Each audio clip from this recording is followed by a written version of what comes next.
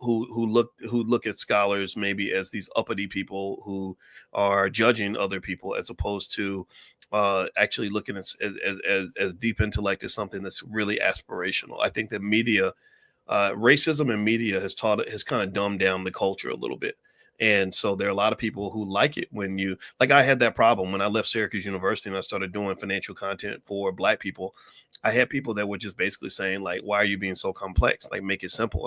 So there'd be some simple idea where I'd be like, well, everybody knows this. And I would just throw it out super simple. And people loved it more when it was overly simplified than they did when I made things more complex. Now, it doesn't mean that people weren't able to absorb complex ideas, but I think there's like maybe an intimidation or something like that. Like you saw what happened when Kwame Brown, the basketball player, just for some reason he just hated me. I didn't even know why. And you mentioned something where you say, well, maybe he had a bad experience in the public school system, so he thinks all professors are evil and terrible and bad. And I was like, okay, maybe that's it, because I didn't even understand what the guy. I was like, what are you so mad at me about? I don't even know you. But at the same time, it's like, so yeah, I'm not trying to be Tyler Perry, because I think also there's a lot of ugly trade-offs you have to make to become a Tyler Perry, right? I'm not. My goal is not to fit into the culture. My goal is to help the culture evolve. And I think that when you're talking about stuff that's out there that just says, okay, Black people are dysfunctional, let's give them some dysfunction. Black people like sugar, let's give them some sugar. Black people like fried chicken, let's give them fried chicken. That's an easy pathway to make a lot of money. You just give people what they want, and they say thank you, and it's it. Whereas what's harder is when you say, I'm not going to give you what you want. I'm gonna kind of go ahead and push you a little bit. I'm gonna challenge you. I don't want to give you what you want. I'm gonna give you what you need. I'm not. I don't want you to have more dysfunction. I want to give you something functional. I don't want you to be unhealthy.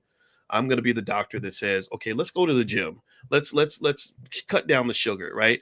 And not everybody wants that. Like there's an old saying that says everybody wants change, but only a small percentage of people are actually willing to Mhm. work for it. And so I like the people that want to work for change, that are just a little bit tired of it, that just say, you know what, I want a better life, man. This is for the birds. And those are my people, right? And that's not the majority, but that's cool, because those people that do get it, that are right there with me, they're super, super loyal, and they're the kind of people I want to go to battle with, because they're willing to sacrifice and make an investment in order to move forward in their lives. That, because you can't have progress without sacrifice. You can't get around that.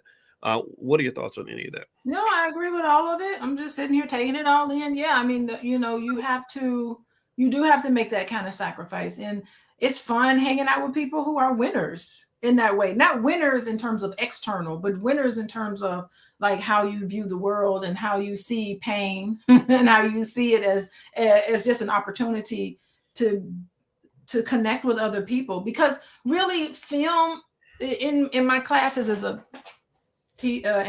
professor of social work, I teach a lot through film. We watch movies because I want to create in the students empathy for what people uniquely go through.